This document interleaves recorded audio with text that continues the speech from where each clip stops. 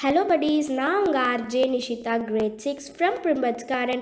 Today's Karmayogi Appa message, it is through values that the universe come to us. We can reach the universal consciousness through values. Thank you, bye.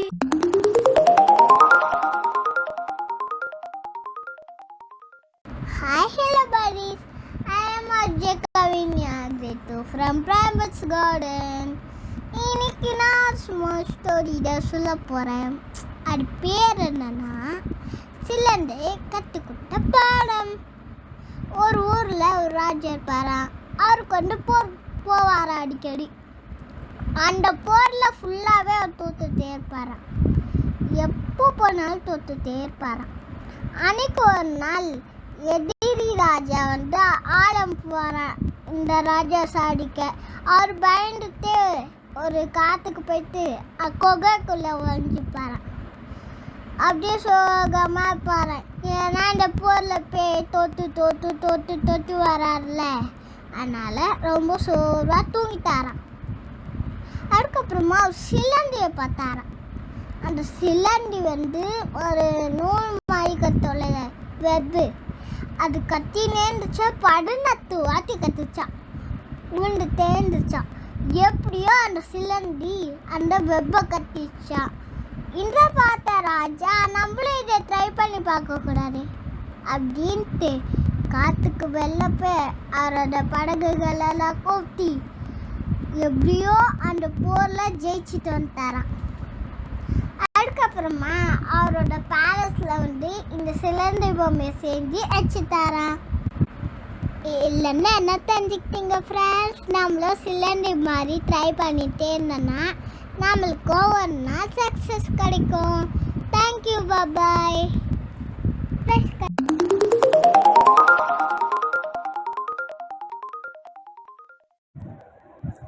அனைவருக்கும் வணக்கம். நான் Karpagam Rajesh, பிரைம்பட்ஸ் garden பள்ளியிலேருந்து பேசுகிறேன். இன்றைக்கி நாம் ஒரு குட்டி கதை பார்க்க போகிறோம். ஒரு பெரிய வியாபாரி ஒருத்தர் வந்து தொழில் விஷயமாக ஒரு வெளியூருக்கு கிளம்புறார். நைட்டு ட்ரெயினுக்கு கிளம்புறார்.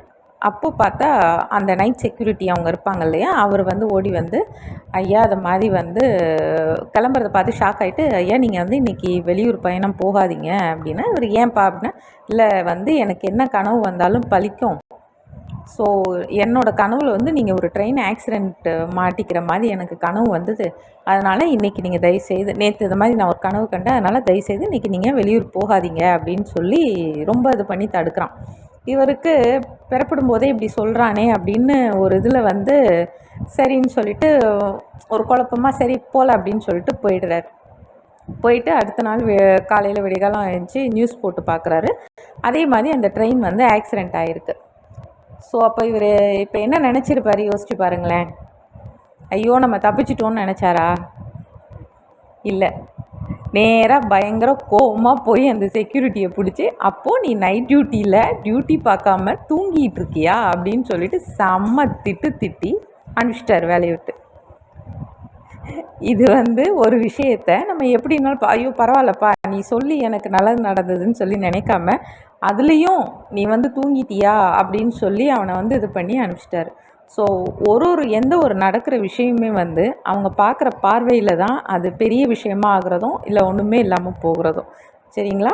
ஸோ எல்லா விஷயத்தையுமே நம்ம எப்படி கையாளுறோம், இது வந்து ஒரு சின்ன விஷயம். பிரச்சனையாக இருந்தாலும் சரி, நம்ம எந்த விதத்தில் அதை பார்க்குறோமோ, நம்ம எப்படி ரியாக்ட் பண்ணுறோமோ அதுக்கேற்ற மாதிரி தான் அதோட பலன் நமக்கு கிடைக்கும். எல்லா விஷயத்துக்கும் நம்ம பாசிட்டிவாக நினச்சி பாசிட்டிவாக அப்ரோச் பண்ணால் நமக்கு நல்ல ரிசல்ட் கிடைக்கும். ஓகேங்களா? நெக்ஸ்ட் ஒரு குட்டி கதையில் மீட் பண்ணுறேன். நன்றி, வணக்கம்.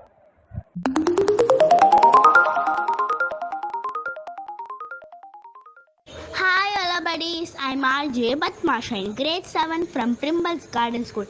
This is the message from Savitri by Arabindu. A mute futureless imbalance of the unknown repeating forever. The unconsciousness act. Thank you, bye.